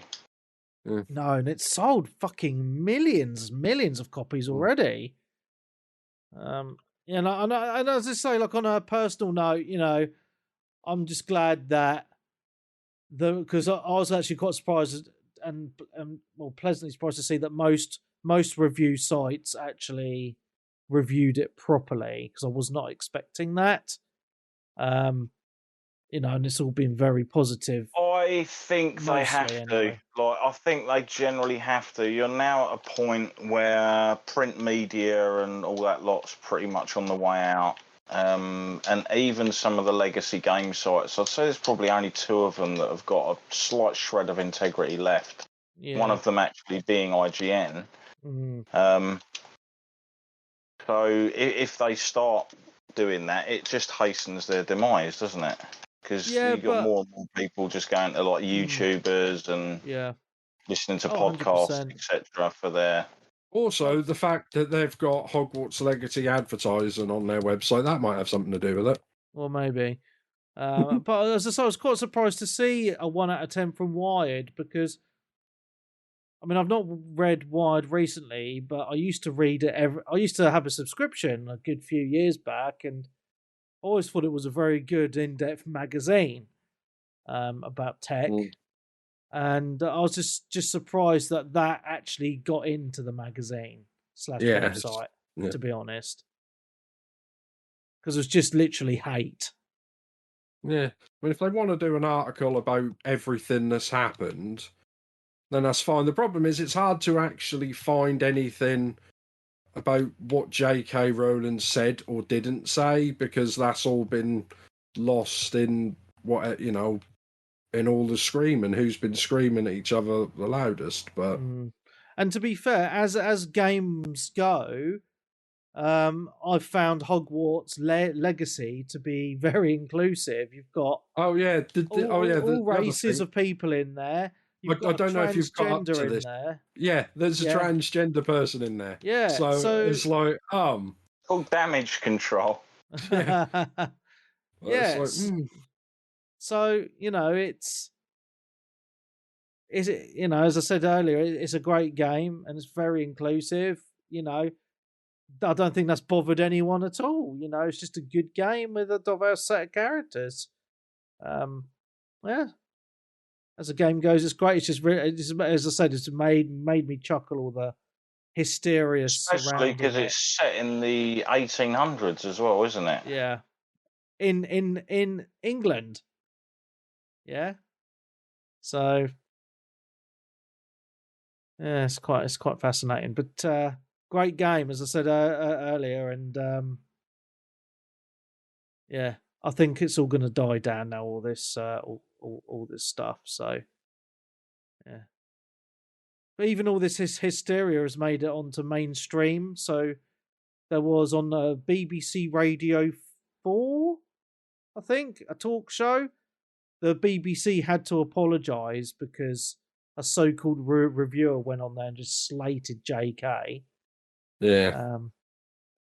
So that was quite funny. It's been on the BBC News. I've never actually heard her say anything. Apart from the fact she believes in reality and biology. Yeah. I don't know because the thing is, though, there's a lot of Twitter pictures out there, and you say, well, that one's obviously fake. She didn't actually say that. From what I know, is she got an award for like female writer of the decade or some type of award, and they told her she wasn't allowed to call herself a woman or something.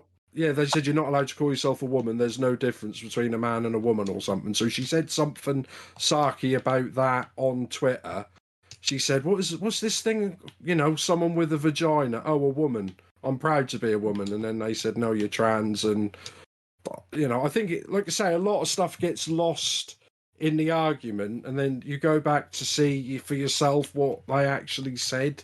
I mean, we've had it before when people have tried to cancel people, what was it, Dave Chappelle and Jimmy Carr, where they take a tiny little clip of one of their stand-up specials and take it out of context and play like a 5-second clip on YouTube or Twitter, and they don't get the whole context of what they were saying or the joke or whatever, and then people just get angry at this clip, and that clip is gospel. Where they haven't listened to like the entire stand-up where he takes the piss out of literally everything. Including himself a lot. Yeah. Yeah. And that's what I'm saying, it's just the context. But Yeah, not saying she did or did. I mean, whether or not she has gone into the comments and spent hundreds of hours angering all those people, I doubt she would. She's probably counting too much money. No, there'd be screenshots all over the place, mate, to be honest. Well, there are, but some of them are fake. That's the problem. A lot of them are fake because you can fake screenshot anything like that, easy. can't you? Yeah. But I don't know. They've decided, which I think is hilarious because a few years ago she retrospectively, or whatever that's called, made Dumbledore a gay character, even though she never put anything about that in the books that he was homosexual. So that upset a few people, but now she's upsetting everybody else. So it's because it's never enough. Like no. People want stuff, and then you give it to them, and then they're like, "Oh, well, that's not good enough." Yeah. You just think, "All right, then I won't fucking bother." Yeah. Can't we just all get along and enjoy video we're games? Trying, but we used to. We did for a good majority of my lifetime. It's only been the last 6 or 7 years that lunatics have started screeching into the abyss about stuff. Yeah. I think that's what you have always said, Webby. It's the vocal minority, isn't it? Everybody else don't know and haven't got a clue. Like San, of the, I mean, you said this has sold really well. I mean, you're probably talking. I haven't heard the numbers yet, but it's because they normally wait a week. But it's up there in the millions, isn't it? Oh, easy. I mean, how many of those people haven't got a clue about this stuff? Oh, loads. I mean, the easiest way to tell that this game is going to do well, I've mentioned it before on the podcast, was when they had one of their Sony events back in there. I think when they were showing off like the stuff for the PS5. Out of all the trailers they released separate videos for outside of the showcase, like the Hogwarts Legacy views were like 3 or 4 times higher than any of the others. Well, it's just got a huge fan base. Spider-Man and things like that. Yeah, it's got a massive fan base. So you think of all those people that have grown up reading the books. Well, that's it. A lot of people that are now gamers grew up. Literally, Harry Potter was their childhood. Yeah. Yeah, but even if it wasn't, even the kids now, they're still making. I mean, when I look in the bookshops, they're still always front and centre the Harry Potter books and like new covers and things like that. They're still really, they still sell quite a lot. So, yeah, 100%. Like we've got the first book, we're reading it to Marcus at the minute, but it's it's all got really nice art. Like on every page, one of the pages art of what's going on, like really nicely done. Yeah, that's all new because they were just literally just pretty much text by the covers, weren't they? Back when they released. I'm trying to think of the name of it. Illustrated. That's the word I'm looking for. So the illustrated edition. It's beautiful. You want to know the easiest thing to do to avoid controversy in general if you're behind a product or behind a thing? Just don't say anything. Just don't say a fucking thing. Yep. Yeah, just people do your thing ask you and badger you about why isn't this, why isn't that. Just don't say a thing. Keep your mouth shut. Well, did you see the the guy who does the Digital Foundry, the dude with the glasses? I know you mean Richard something, isn't it? Yeah. So people on Twitter were badgering him, asking when Digital Foundry are going to do a tech video on Hogwarts Legacy, because they do them for most games, right? Yeah, they normally take a few days because they want to get the day one patches out of the way. Yeah, and he come out, and I think he was being badgered so much, he come out and just said, "I fucking hate Harry Potter, the world, everything. I'll never play it. It's just, and he's ended up saying it's a shit game, even though he'd never played it. He just come out just like really angry, just saying, I fucking hate it. It's a kid's game, blah blah blah." And I was like, oh, wow. And then he deleted the tweet the next day, but obviously all these people had seen it and had screenshotted it, and yeah, it's one of those things as well. If someone keeps poking you on, especially you see it all the time on Twitter, like some people they chuck bait out there to get a reaction, and then as soon as they get a reaction, they know what to do to piss you off and wind you up. And because you're reacting, they're like, yeah, we got him. Yeah. Kind of a thing. Because it's already started. I've seen discourse on Atomic Heart as well. And I think there's a video currently on YouTube with like 1.4 million views of like, please do not buy Atomic Heart. Why? What? Because it's made by Russians. Is it actually made by Russians? Yeah, I don't think it is. It's a Russian developer. Yeah, it is a Russian developer. Was it made by Putin? Yeah. Not entirely. I mean, I sat through some of. I sat through some of the video. It was basically it's a Ukrainian that was making the video, so you can obviously see his point of view. But he was just laying a lot of bits and bobs down. But again, he's kind of like, oh, if you do want to go and buy it, and he makes a load of like dismissive claims and labels people. And I was just like, yeah, you're not going to win any fans by doing that, to be honest. Well, it's published by Focus Entertainment. It's made by 2 companies, For Divinity, which is based in Asia, and VK Play, which is Russian, a Russian technology company. Oh, that's interesting. He did say something in there that was weird, where it was saying something about they are going to have something about gathering your data and having access to data. Right. And I just thought, did you put this video up on TikTok as well? Because that would be so fucking ironic. Well, Atomic Heart, I'm pretty sure, is coming to Game Pass. It is. Yeah. It's a day one on Game Pass, yeah. It is, yeah. It's out in on the 21st, which is... Also, speaking of Game Pass, we're in the news. I did see something on Twitter about Microsoft actually said that, yeah, putting games on Game Pass does kill game sales. Well, of for course those it does. games.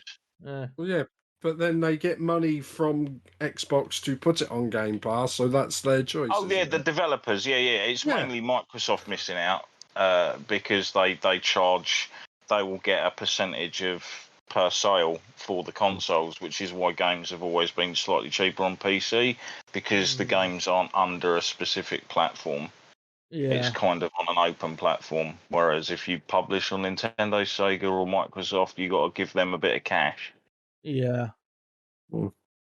Also, I suppose that applies to updates as well, doesn't it? So you wouldn't have to pay money to put an update out for your game on PC, but obviously you'd have to pay to put an update out on console.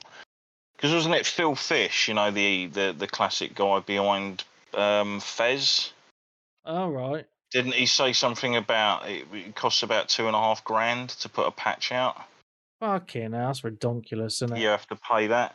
Because there was a time, wasn't there, when he was updating Fez, because there was issues with it, like a few bugs here and there, and he got the arse and said, like, I can't afford to keep putting the patches out, so fuck it.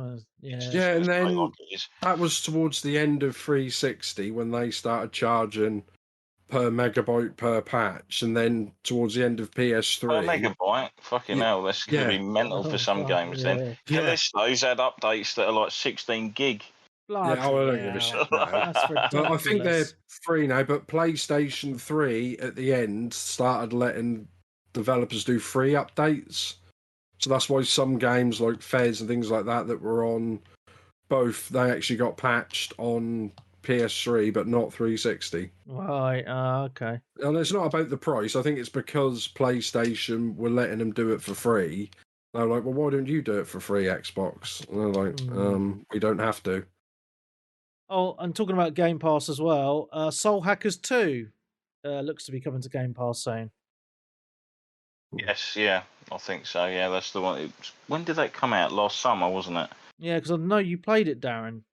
Yeah, right? Yeah. It's a decent game. Just the combat and dungeons go on mainly the dungeons go on far too long. They're just like super mazy, and it's not exactly aesthetically pleasing to look at when you're just running around fucking underground corridors constantly. Yeah. And they all look the same. It's like copy and paste. And I've seen there's some rumours circling online that Starfield is coming out in June. It's not obviously confirmed. It's just some rumours. Would this coincide with my advice of them releasing it around the same time as Final Fantasy 16? Oh, for fuck's sake! Well, no, because it would make sense because obviously 16's only coming 16's out on PlayStation. PS5. Yeah. So, like, it's exclusive to PlayStation for a set amount of time. So, if they brought Starfield out, if you have an Xbox or a PC, you'll be able to play that. Yeah. And it would also be good for the players that can't play 16 to take their mind off it and play something else. Yeah. Did you hear any more on the? I heard that like the EU have been really getting involved in all of this bloody Activision Blizzard deal thing. There's been a lot of stuff online this week. There's still nothing concrete as to which way it's going to go because apparently the UK are going to vote in favour of PlayStation. Yeah, but did you hear that actually lied? They said that Xbox have said they won't give them Call of Duty, even though I think Phil Spencer actually put out there and said, that's a lie. We've said they can have Call of Duty forever. I think all of this depends on when the paperworks were submitted and all that kind of shit. Because it's legal stuff. It takes fucking ages for all this kind of stuff to really go through. So there's probably multiple statements that have been handed in that since have changed. Yeah. At the end of the day, it's us, it's gamers that are losing out, regardless of whichever way this goes, because both companies are being like. PlayStation especially are being so fucking quiet. Like, would you even know that PSVR launches the week after next? I think it's just because it's really expensive, though, isn't it? As well. Not necessarily that. There's no advertising really. No. There's been no state of plays. Like the last state of play we had was like the end of last year. Oh, they did announce or secretly announce that there's going to be a state of play, like soon. I don't know if it was in the next couple of weeks. March. Yeah, I think I said early March or something. Yeah, it's going to be after this court case shit is over, basically. Because neither of them all want to wave about and say, "Oh, we've got this deal in place, we've got this exclusive coming here, we've got that there," because they know it all goes against them in this court case. I think whichever way the court case goes, though, Darren, I think Sony lose because. Oh, Sony have like shoved a massive like fucking 10-incher right up their arse because, regardless of like you say, whichever way this goes, Activision and Blizzard are pissed off with them. But then again, if it doesn't go through, Activision Blizzard, are they going to really want to start cutting off their nose to spite their face because by not putting their games on the biggest platform? Oh, they'll put their games on there, but then I reckon Call of Duty will be like all the exclusive shit will start going to Xbox and all the advertising will be Xbox. I reckon that's what will happen. Yeah, that's what it comes down to. But then everyone remembers this is Microsoft who own Xbox, which is, one of many things Microsoft own and where they make money. It's probably not even their biggest market. I suppose Windows is still their biggest thing, It's them who are buying Activision, not Xbox. Yeah, you never know. Even this kind of stuff might actually have sway in the courts. With like you just said, Microsoft, Xbox is like one of their smallest revenue. Yeah, and remember, Microsoft with bought Sony, PlayStation is their main revenue stream. Like their technology divisions haven't been doing great for years. The TVs are in the toilet as well, aren't they? But like I said, Xbox or Microsoft bought Mojang, Minecraft, didn't they?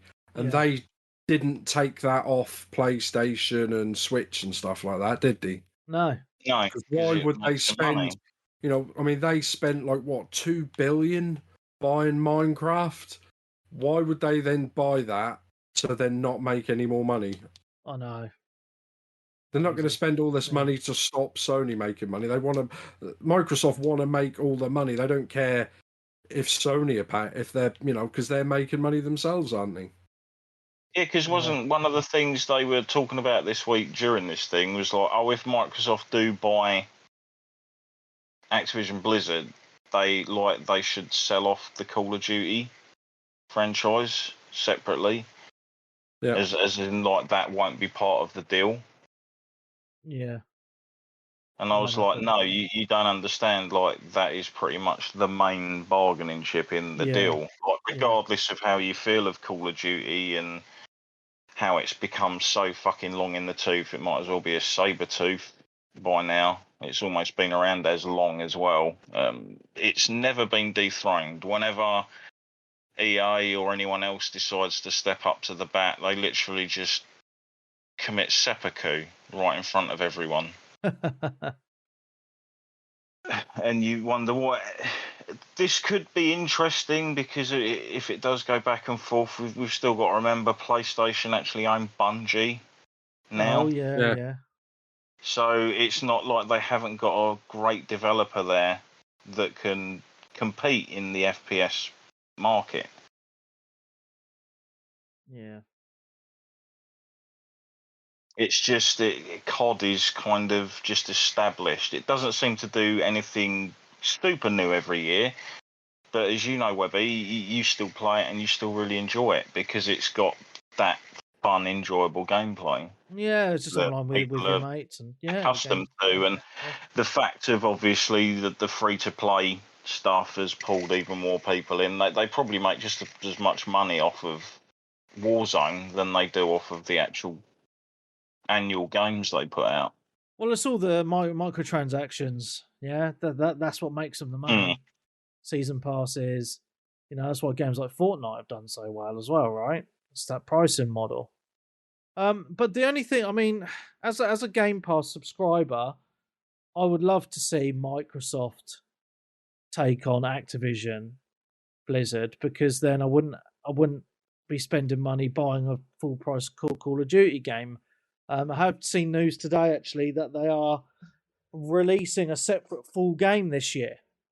So because there was rumours that the new COD game, I thought it was going biannual. Yeah. No, there is one coming this year. I read it this afternoon. What is it? The discarded foreskin of the original one that came out last year or something, and they were like, "Yeah, we can make a game out of this." Maybe. So, if I don't have to pay for that, that'd be great. Yeah, but the rest of Activision Blizzard's games I'm not super interested in, to be honest. Obviously, Diablo, great. It's Diablo, really, isn't it? I don't really give a fuck about anything else that they have. I mean, there are a load of people who love World of Warcraft. That's still big for a majority of people for reasons and stuff. But then outside of that, Overwatch, I don't even really hear people talk about Overwatch anymore since like the second one came out. It was like, ooh, for about a couple of weeks and then nothing. I don't know anyone who plays it on either platform particularly. Yeah. I don't even hear about, like, I used to get all this crap on my Twitter feed, like, oh, the Overwatch fucking, was it the esports championships and stuff, and I don't even hear about that shit anymore. Yeah. We used to get all these different teams competing against each other. I think that was probably harder, because didn't it go from 5-on-5 to 4v4? I don't know, mate. I've not even played the new one. I've not played it. Give a fuck. I know it had issues on launch as well, didn't it? I think so. Yeah, I couldn't get a game on Xbox for a week. Wow. So I uninstalled it. Oh, just something else I wanted to mention, which is kind of game related. The Last of Us TV show. Have you guys been watching it at all? No.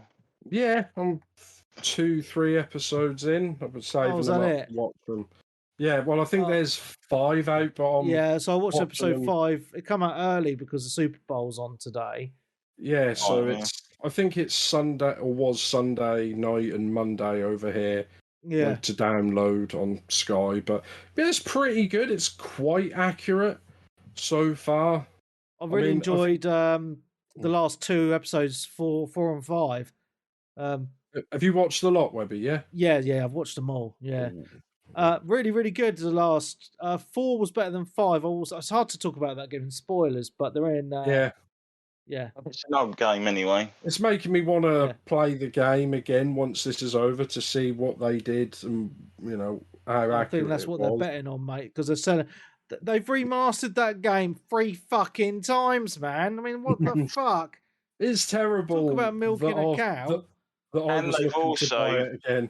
It's still they've 70 also quid though. delayed the PC release, haven't they, now, so that it releases after the last episode's out. They're arseholes, aren't they? They're rinsing that franchise. Yeah, they know what they're doing, but it's gotten to the point where it's just like, please, there's other fucking games out there. It was like the first game is good. It was good. Is it an immaculate masterpiece that needs to be put on this glorious pedestal? Not really. No. I actually think... did you see the guy who made like one of the main writers and directors for the show, or one of the head honchos, was like, oh, games have been terrible since the 80s. All you've had is Mario, and there was nothing that told any type of story until The Last of Us in 2013. What a knob. I was like, shut up, mate. You're telling me there wasn't one story-driven game between Mario and that? I was like, I do actually think, because I played Days Gone, as I say, I finished it last week, I actually think they do the zombies better in Days Gone than in The Last of Us. I still don't class them as zombies in The Last of Us. They're just like an infected, fucked up thing. That was one of the things that made that franchise interesting. It was zombies, but it really wasn't. It was like a completely different take, and because of the way it played out, the story plays out as you're playing through the game. Yeah, sure. The way the characters interact and move around, it's like everything plays out as you're playing. Whereas, like, as you know, Webby, back in the day, you go into certain games and you just sit there pushing A on or X on walls of texts for fucking ages, like what people talk. That's it, yeah. To get your story. It was the, I did see on Twitter as well, it was the 25th anniversary of Xenogears. Wow. Yesterday. Wow. It's not making me feel old. So that game didn't come out that long after Final Fantasy VII. No. Wow. I don't know. So you're enjoying that then, Webby? That's better than Halo. Did you watch all of the Halo TV series? I actually enjoyed the Halo TV series, and Master Cheeks. I mean, the story did go in some odd places, and it was odd seeing Master Chief without his helmet on for most of the time. But I think it got unfairly overly slated, because I watched every episode, and as a TV show, I just thought it was quite enjoyable to watch. I only watched about 20 minutes, and I thought, this is crap. Maybe it's because it's not a one-to-one at all with the film, the games at all. Whereas The Last of Us, I don't think The Last of Us is a one-to-one with the game either. They take a lot of liberties. They go off script, shall we say, quite a lot after episode 2. Do you think something like that's a little bit more grounded gives more room for leeway than, say, science fiction? Because a lot of people like science fiction because of the way it's told. Yeah.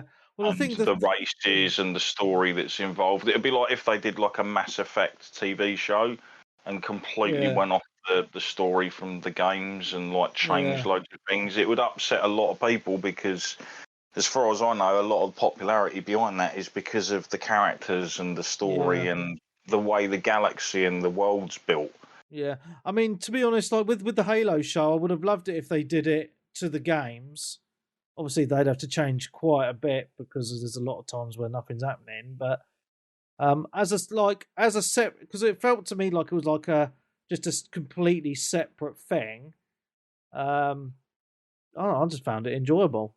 I know I'm in the minority and I accept that, but yeah. You're getting a season 2 anyway, so it doesn't matter. There we go. Yeah, that's all I think they'd already committed before they actually started putting it out. Oh, okay. That'd be quite interesting to see anyway. The only downside is that we're now going to go on like this thing where a lot of creatives in like Hollywood or whatever have just completely exhausted all their ideas and whatnot. They're just going to start like mining the gaming sphere for fucking content. Well, and I think a lot of it's going to be horrible. I mean, remember those are really good Street Fighter and Mortal Kombat movies. The Street Fighter one was okay for a couple of reasons. Brilliant comedy, wasn't it? I don't know if they designed it to be a comedy, but it turned out to be a great comedy. No, but yeah, it's kind of one of those films that's in the first Mortal Kombat film. I think is regarded reasonably well. It's not great by any means, but it's something that people will watch. Street Fighter's like one of those kind of, it's a bit bad, but it's good because it's bad films. Yeah. And it's got Raul Julia in it, like going completely over the top, which is great, just before he unfortunately passed away. Oh, but yeah, we've got, what is it, Fallout series coming, I think. Oh, and Bioshock and all of this lot. But we've got the Mario movie coming up as well, haven't we? Yeah, the Mario thing. I haven't watched did they show a trailer for that at the Nintendo thing? I don't think so. There is another trailer that came out today, but it's like a weird advert for the Mario Brothers business in the game type thing, so I don't think it's actually anything to do with the movie. I think it's just a little spoof thing. But yeah, I'll watch it at some point. Oh, so I've just seen some news just come in on the Twitter. EA Sports has closed a deal with the Premier League to carry on the FIFA franchise. £500 million they've paid.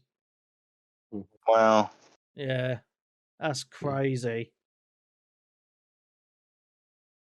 Just to keep the FIFA license. Wow. There's a lot of people actually upset, isn't there, because they own the NFL license as well. Or have they... No, actually, weren't they losing that? There was one of the licenses they were actually losing. It was the FIFA one, wasn't it? Yeah, they were going to lose it. This was the last I'm just year. reading it. It says that, okay. The FIFA license may be gone, but EA Sports FC will still bring 300 plus individual license partners, including 19,000 athletes across 700 teams in 100 stadiums. Yeah, I think they just lose. They'd lose. So they've still England, lost the FIFA international. name. So they've lost the FIFA name, but they've paid 500 million for the licenses to the players and the clubs, though. So it's still officially licensed. So they can sell them back to you in fucking card packs for your ultimate team. Yeah. Wow. But yeah, it's still better than having like Man Blue and Man Red. Yeah, like in the old all that kind of shit. Yeah. Oh, yeah. Do you reckon we'll actually hear news on this, the actual Activision stuff, by the end of the month, or do you think it's going to drag on and on? No, I don't think we'll hear. Because it must be annoying game publishers as well. Yeah, I can imagine, yeah. Because, as we know, we talked about it before, there were so many trailers that just casually shadow dropped last year, like towards the end of the year, wasn't there, from like Japanese developers and such, where you're just like, it seems strange that they shadow dropped this. Maybe this was planned to be shown at a PlayStation event that was cancelled. Because obviously the publishers want to advertise their products and get them out there as well, don't they, for pre-orders, etc. Yeah. There we go. So we've got any more news, or are we just about done? I think that's it. I've got no questions, so yeah. Cool. I think we end it here then, guys. Yeah. Yeah. Cool. So from all of us here, it's been awesome. Thank you very much. And so yeah, from me, Mark Webb, Gamertag Piss on D, Steam ID, Webby 360G. Nick Fights on the Twitter and the Twitch. Sensei Switch. So thank you very much. We will see you next week. Goodbye.